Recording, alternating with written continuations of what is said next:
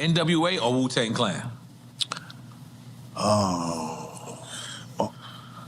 Wu-Tang. Okay. Wu-Tang is for the kids. Now, you know what? Besides that, man, Wu-Tang was dropping knowledge and positivity. Right. You know, N.W.A. brought the age of destruction. Damn. Jesus Christ. N.W.A. brought the age of destruction to our children and our culture. Wow. Period. Hey, I respect all of them as men. Right. But as the art form, and you want me to speak on the art form, I'm going to tell you what it is. That's where it started. Wow. That's where the agenda started, and that's where the destruction began. Of gangsta rap, you would give that to them, or was it Ice-T? Well, Ice-T... Yeah, Ice-T did that. I ain't say they started gangsta rap, but what happened was when the president sent them that letter, they went ham with that shit. Right. Like, you know, and they had... more of a presence. You know, Ice-T did his numbers back, you know, he did his thing. That's my OG too, Ice-T, but N.W.A. ran away with it in such a way where it was like, for real? Word. That's all we gonna do? Yeah. You know, it was genius for them and they made millions of dollars off of it, but look at what it caused. You feel me? They said fuck the police early. Yeah. We always saying fuck the police, but they said it on record. On record. Absolutely. For the record. And I respect them for that too. All right, so there you heard it, ladies and gentlemen. There you heard it. Let me ask you this while we get some comments from the chat. How much did N.W.A. change hip-hop? I would say they changed it a lot. But I would say that what the changes were that they made is not necessarily what a lot of people ascribe to them. I feel like, you know, like even just the song Express Yourself, just that song by itself, like just on the surface level, literally, with how direct and straightforward and honest and the reality raps in their raps, I feel like they brought that into where people could express different things that were not so imaginative. They could be more direct. They could be more visceral, tell you in plain English what's going on and really put a lot of their lives and experiences into the music, you know, as opposed to it being an ideological messaging type of vessel. Yeah. Where it's like, you know, I'm dropping knowledge on you or I'm giving you the math or something like that. Yeah. And prescribing like a way of being. Mm-hmm. I feel like they opened the door. They opened the door to, I mean, like you're saying, people to be just more straightforward, to bring a little bit more shock, which I think did help to other people to at least wake up a little bit. Obviously, you know, we've seen what's happened over the years, and you know, the same issue was there, but I do think it allowed it provided a little bit more freedom for artists to express themselves in a more aggressive way, right? Because especially I was saying how, you know, he had when he was making music, he had some stuff that was a little bit more aggressive, but the label was like, nah, you can't say that. Or you got to change that lyric, or you got to do it this way or that way, because everything was about getting on the radio. Right. You know what I mean? And, you know, N.W.A. at the time really didn't care about that, right? They was doing it for the street, but, That's a big one. But that's a big one. Yeah. And I don't even want to say unbeknownst to them, because they probably knew that there was a lot of people that felt like them. I guess what was unbeknownst to them is that there were so many white kids in the suburbs that while they wasn't dealing with police brutality, they still had that anti-establishment feeling a little bit. And maybe that was more towards their parents, or, you know what I'm saying? Or you know, school or whatever it was, but they still had that feeling in them. So they resonated with it. You know what I'm saying? And it helped them to, you know, feel like, you know, they was rebelling a little bit, you know what I mean? To listen to N.W.A. Exactly. Two Live Crew, you know, whoever, they was rebelling. You know what I'm saying? That's true. And it's like, like Public Enemy says, fight the power. That's taken as a political message. Right. Somebody says, fuck the police. That's basically saying fight the power and just in different terms. More But they take aggressive it as a terms. criminality message. You feel Right. me? Right. And it's about and it's about that packaging. But then you got to think, man, like what you said about the radio was very important because then what becomes the music label response to the public outcry about this group? Do we go away from that? Do we lean into it? Do we court the controversy and try to monetize it, or do we react to the reactions of the public to this thing and let that guide our decisions going forward? I think doing what sells was the religion and belief system of what was going on in the labels at that point in time, and whatever the impact was, negative or positive. When he talks about destruction, right? I think that impact has more to do with, over time, the repeated, marketing and pushing and prioritization, of acts that were criminal and straightforward about criminality, but didn't necessarily have that anti-establishment, political, ideology backing it, like being serving as the spine for what they were saying. So you strip out the activism and you leave the criminality, the gangsterism, and then you kind of get over and over what we've come to today, where there's almost zero political commentary, but there's a lot of criminality Right. and very straightforward depictions of exactly how Yeah. we carry it out. And So I think a big part of what led to the destruction is, older generations not really being able to properly put into context and teach, when you listen to songs like this, what do we take away from it? right. Right. And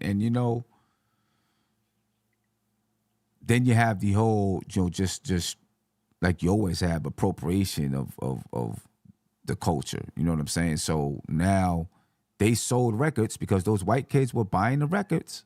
You know what I'm saying? Because they felt this way. So N.W.A. sold records. And now that they're selling records, people are like, oh, wait a minute. Oh, let me get a little bit more hard. Let me get a little bit more gangster and see if I can sell some records that way. You know what I'm saying? And so now you got people or labels saying, well, you know what, get a little bit harder. Be a little bit more like N.W.A. You know what I'm saying? So that you can sell some records, right? And then now you get, copycats, of course, just so that they can sell records. And, the label's like, well, go ahead. You can say this, you can say that. And slowly but surely, it breaks down to where labels are, like, yeah, go ahead, say whatever you got to say because they know it can still sell records. You know what I'm saying? And it took N.W.A. to kind of show, like, hey, we could say this and still sell records. You know what I mean? Man, they were basically manufacturing gangster rappers when 50 Cent blew up. You know what I'm saying? Right, Like they was taking anybody who had any sort of a rap sheet doing anything, trying to just make it work. It was was crazy. Yeah, it's crazy. It's crazy. People who had no business on a label budget, Yeah. just being put out front street. Like, just let's just latch on to some of that money.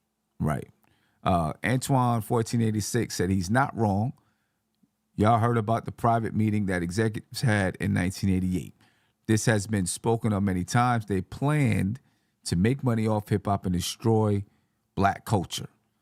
Shout out to Antoine 1486, man. I don't discredit that at all. To be honest with you, I don't.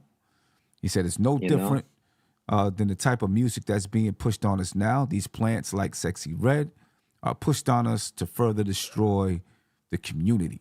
I guess my question is, though, do you think N.W.A. that they were, were their intentions to help destroy the community? Or were their intentions, I mean, look at Ice Cube now, who he is and what he does. You know what I'm saying? Look at the movies he made. The voice that he has. I think N.W.A. came out and said, this is what we're doing. And then they caught on to it and said, oh, this is what they're doing. Well, you know what? We can use this. We're going to manufacture this. And when we manufacture this, it's going to tear down the community. You know what I'm saying? I think it's, so I don't know if, and maybe the voice that N.W.A. was trying to have, at least on that first record, was used against them and used against the community. But then, I can't defend the second record. I'm sorry. I can't defend niggas for life like that because, it was raw. You get what I'm saying? It was raw. It was raw. But let me pose a question, right? Yeah. And this is kind of a rhetorical question, but Antoine 1486, you're free to respond. My thing is this, right? Like you said, plants like Sexy Red and so put out on Front Street to further destroy the community. Now, if all it takes is, a marketing budget and some raunchiness to destroy the community, who is to blame for that, really? You know what I'm saying? I think we do a lot of, blaming things on artists and entertainers, and that's probably because institutionally we have not been able to secure a lot of power and influence in order to have any real impact and see people in their positions having a tangible impact on the communities that we live in every day. We see more of an impact from the artists and entertainers. So we tend to direct it toward them. But it's like I was saying earlier, somebody being there to say, hey, listen, this person is saying this, and that on the record, but this is why, and this is what you should keep in mind when you're listening to it. And this is what you should take from it. And this is what you should not take from it, because you don't have to go and repeat and emulate what you hear and see in music and TV. And I feel like that is the issue. That's the problem. When something becomes popular, it don't gotta become a trend all the time. Right. It can be taken as like if somebody listens to N.W.A., right, when they first came out, they could take that as a signal to be more straightforward and candid about what's going on in their life. Or I could say, I'm gonna go talk about some criminal gangster stuff. And both of those elements are in there, but it's all about how you process that and take the information away. But I think part of it, I did this little TV show one time about 15 years ago. And, we were talking about hip hop music, and I said, hip hop helped raise me. I told him, so hip hop helped raise me. There was a period of time when my father wasn't really there. And so I took a lot of cues from Big Daddy Kane, from Rakim, from Public Enemy, from Poor Righteous Teachers, from Brand Nubian. I took a lot of cues from those guys because it was just me, my mother, and my brother. So I took cues from them. So it helped raise me. And I'm not the only one, right? I'm not the only one. Millions of young black kids and girls, young black men and women, boys and girls, taking their cues, social cues, how to be, how to act from hip hop music, and part of it obviously that dates back to years of oppression. I don't know if I want to go that deep in this conversation here, right, but it dates back to just years of oppression and the tearing down of the black family, right? But then now, when you have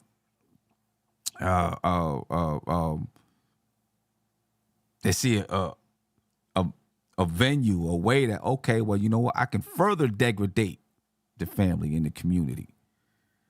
You know what I'm saying? Right. I could further it by, well, okay, you made this song. Yeah. Go ahead, push that out there in your community. You know what I'm saying? But you notice as soon as it reached those white kids in the suburbs, then all of a sudden it was like, wait a minute, hold up. This ain't what we trying to listen to. Right. As long as it stayed in the black community, it was cool. But as soon as it got pushed out to those other communities, it was like, nah, wait a minute. You know, we need to resist this because we don't want our kids listening to that. You know what I'm saying? Yeah. They You know know? that they know that they don't want it for themselves, Yeah. you know. And I always think about the story that Cameron told about. I think he went to a restaurant to go meet with like Tai Tai or something.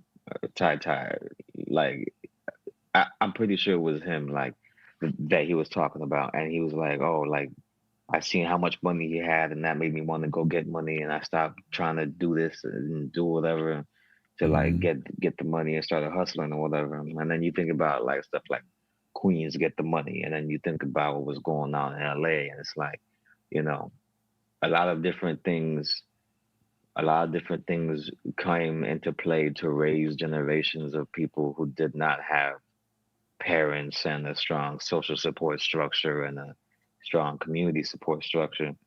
And I think that the music is more of a reflection than a cause of any of it. Yeah. Nah, no doubt about that. You Antoine, know what I'm saying?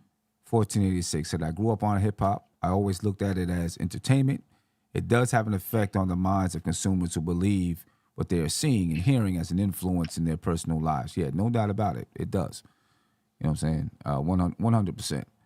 The I infamous. looked at it as an entertainment. Just to respond real quick, I Yeah, looked at it yeah. as entertainment too, but I definitely was like able to listen to it and take away things that I put into practice in my Mm-hmm. daily life, like a certain bravado, a certain level of confidence, a certain like way of like hip hop taught me not to let people push you around. Hip hop Mm-hmm. taught me not to like just because you stand alone, you know what I'm saying, in an unfamiliar environment, you ain't got to shrink. You could puff your chest out, you know what I'm saying? Have some Right, confidence, carry yourself a certain way.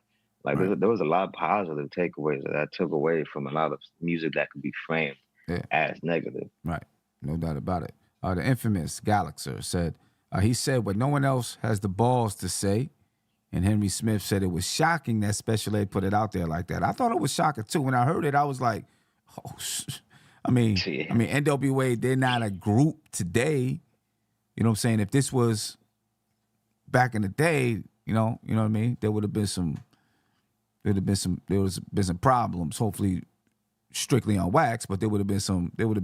You know what I mean? I don't know if we Right. get anything from anybody today. You know, I don't know if Special Ed has a big enough voice. You dig what I'm saying? For this to really have an impact. But I thought it was a good conversation. Good conversation to have. I don't I know. haven't seen or heard from DJ Ella or MC Ren in a long time. Yeah, Like, you know what I'm saying? And then Ice Cube was writing most of the rap, so it was like that right. guy could definitely chime in and say a few He things could. here and there about a lot of stuff. But He then it's could. like, why would he?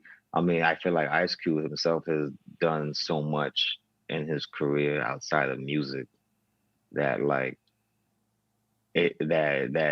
like everybody knows what he's all about. Like it kind of speaks for itself. Yeah. And why would he, be worried about Special Ed like that? You know what I mean?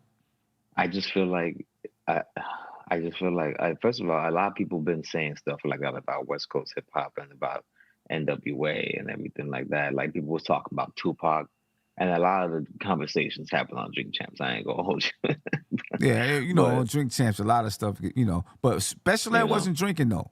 He stopped smoking. He stopped drinking. And right? And that was, so he said this with a clear mind. He knew what he was and saying. He and knew he what he was sounded like saying he held that belief for a hot minute too. for a Like he hot didn't minute. just glean that For a hot minute. 1 minute. But then Yeah. you look at a song like "I Used to Love Her." You Right. know what I'm saying? Right. And Right. Common basically was saying the same thing. Same Like thing. I mean, he wasn't directly naming M.W.A., but he talked about how the West Coast rose up and started to take over, and then he started to like fall out of love and Yeah. question his love for the genre. And I'm like, Yeah. damn, like I was just listening. I was just listening to another song. I don't know. It's recent song. I can't. I don't remember what it was, but there was kind of talking about hip hop and the stages, and they mentioned some stuff about West Coast too. You know, that caught my ear. That caught my ear. But you know, with special ed though, just going back to special ed, he's on this whole thing right now, you know, with trying to teach. He's got a campaign called SEAL, Special Ed Arts and something. I forgot what the L stands for. You can hear it on if you check out Drink Champs, the latest episode of Drink Champs with Special Ed. You know, you can hear, and you know, he's talking about you know, teaching these young entertainers, you know, just the right way to live. You know what I mean? And not get caught up in everything. So I think this is where his mindset is right now. So yeah, I think he's clearly had these conversations between him and other people about N.W.A. You know what I'm saying? And what he thinks they ushered in to hip hop. You know?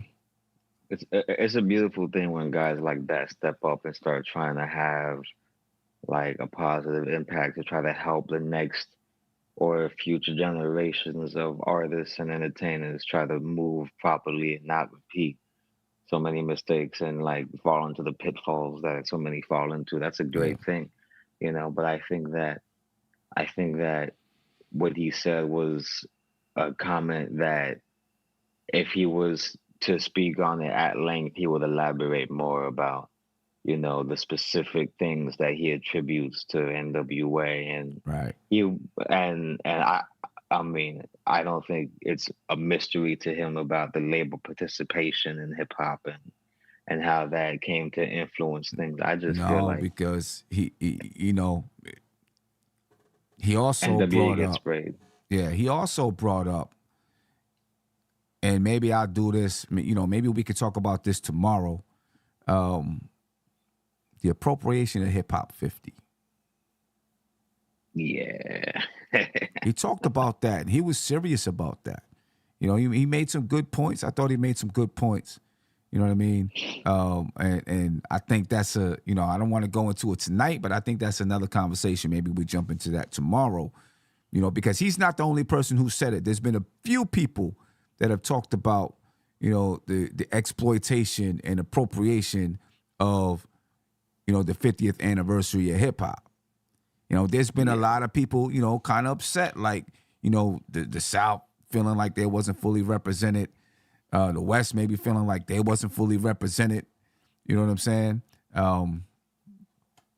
You know, how it's been appropriated, legends that you know, were overlooked, and a lot of stuff. You know what I mean? I think that's a good conversation. Good conversation to have, because he was serious about it. That's a gold mine.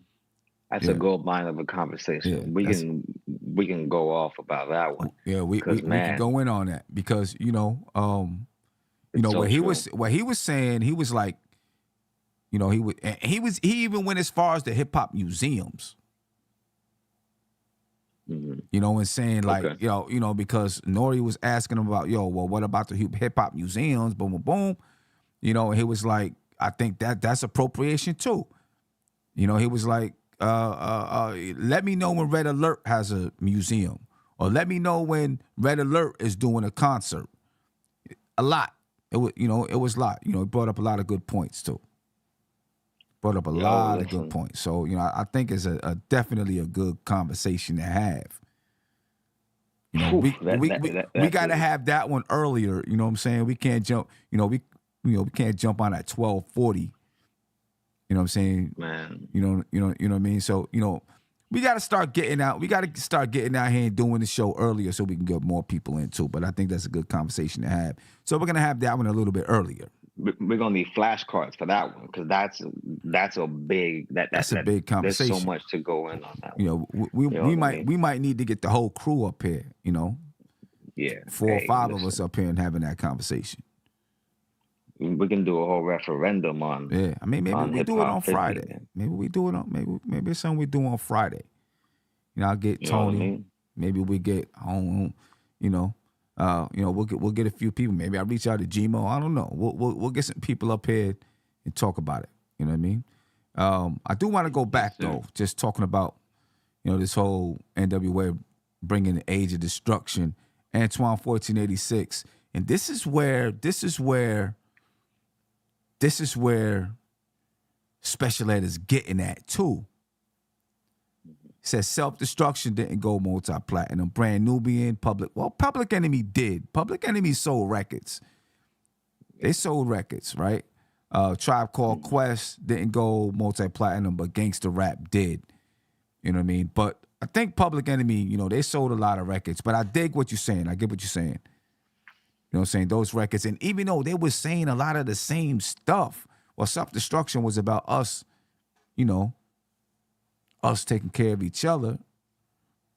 On the West Coast, they had all in the same game, right? But Brand Nubians, they wasn't like super multi-platinum. Tribe Called Quest, at that time, they wasn't like super multi-platinum. There was much more poetical, lyrical, like Brand Nubian, Tribe Called Quest, etc.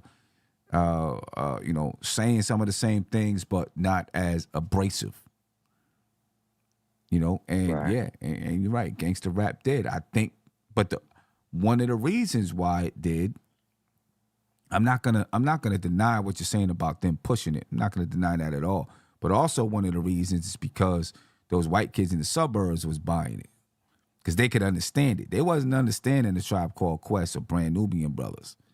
You know what I'm saying? They definitely wasn't understanding that Brand Nubian. They definitely wasn't understanding Brand Nubian. They might have understood the Tribe Called Quest a little bit, because Tribe Called Quest, they sampled a lot of classic rock. Right. You know what I'm saying? So they heard some of what they normally listen to in Tribe Called Quest music. You know what I'm saying? And I know a lot of white people that like really vibe to Tribe, even back then. Yes. You know what I'm saying? Public Enemy. I think some white people was feeling Public Enemy even out in the suburbs, because, while they wasn't as abrasive as N.W.A., they was still fighting against the establishment. You know what I'm saying? One of my high school English teachers a long time ago told a student, I witnessed this, he told a student, you and I cannot discuss hip hop because you don't know who Chuck D is. Because he asked him, do you know who Chuck D is? The student said no. He's like, then you and I can't discuss hip hop. And this is a white teacher talking to a black kid about hip hop. And I was just like, man, like, first of all, he really loves him some Chuck D. Yeah. But like some Public Enemy, but like beyond that, like he really takes this hip hop thing seriously. Yeah. You know what I'm saying? And I'm like, and groups like that have a massive impact. Actually, a lot of people who criticize hip hop from outside the race, like you bring stuff up like oh man, what happened to groups like this and that, and they were talking about this and that, but now all you get is this. So it basically echoing the concern that you have, Antoine, but look at the film industry. Look at rom-coms versus gangster movies and crime movies.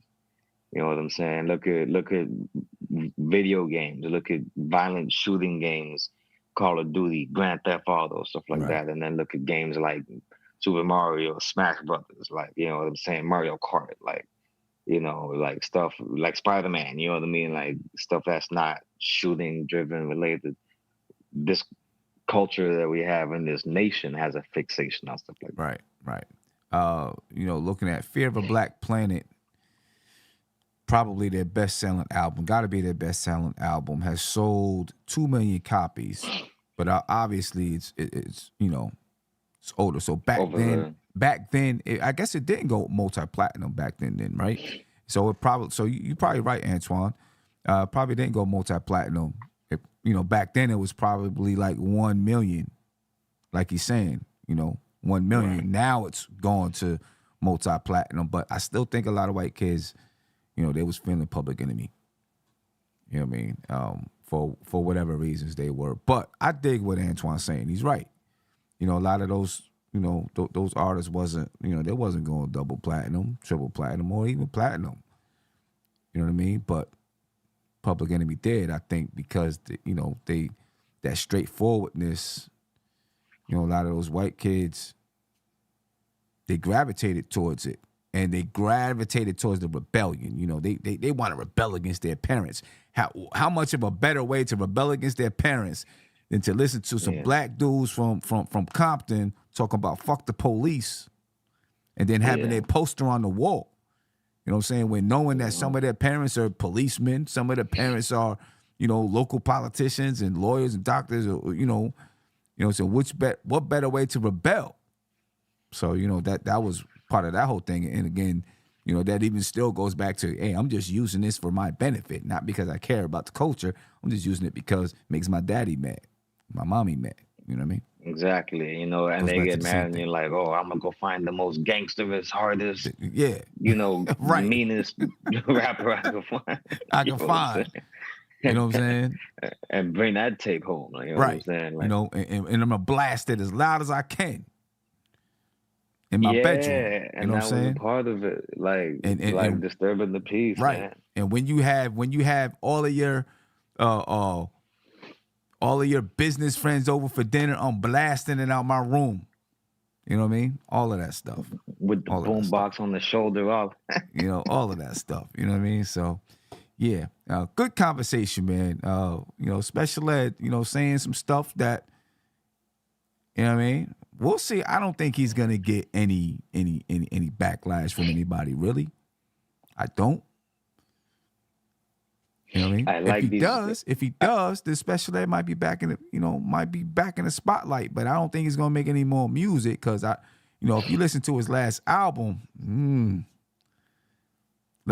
came out in like 2003. It wasn't it? Nah, it wasn't.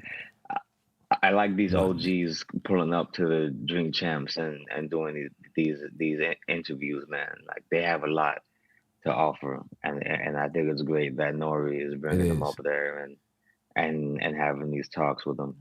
You know, salute the Special Ed. You know, I hope that CO program works like gangbusters, man. Yeah, you know what I'm saying? I mean, he said he, traveling around to, New York, Chicago, all over the place, trying to working with young artists and stuff like that. And, Special Ed still doing his thing. He said, he's putting together, promoting concerts and doing things like that. So he's doing his thing. Still doing his thing out there. Still doing his thing. He's been making the rounds though. He's done a couple of interviews. He's been making his rounds, doing his thing out there. Yeah, but ladies and gentlemen, I appreciate your time for the night. We're gonna get up out of here, and I think we will do Friday, man. I think that's a good show to do on Friday. Maybe like 10. Do it a little earlier, 10:30. I think it'd be a good conversation to have. Was hip hop 50 appropriate? I don't know, but I'll figure out the subject title. But I think that's a good convo to have. We'll bring up a bunch of people talking about it, saying what they say. Special Ed to be one of them. A couple other people that I heard talk about it. Even Warren G. And then, Warren G. was on Drink Champs and had a conversation about it. So yes. Yeah. Any last things you want to say before we get up out of here? Hip hop, you know what I'm saying? It's still hip hop 50 all year. We celebrate our culture the way we see fit. We don't gotta depend on no institutions to do it properly for us. Salute to the stoop heads tuning in. Thank you for joining, and thank you, Sim, for having me back on the platform again. It's been a minute. It's always a pleasure. Yeah, we're gonna get everybody back together because now I'm in more of a groove on dropping content. We're gonna stay in that groove, baby. We're gonna stay in it. We're gonna stay in the groove. You dig what I'm saying? Keep dropping content. You hear that? Keep talking live. Dangerous. Having these conversations live. Keep having these conversations live. But yeah, I'm out of here. That's what's up. Ladies and gentlemen, I appreciate your time, and check us out on Friday. Peace.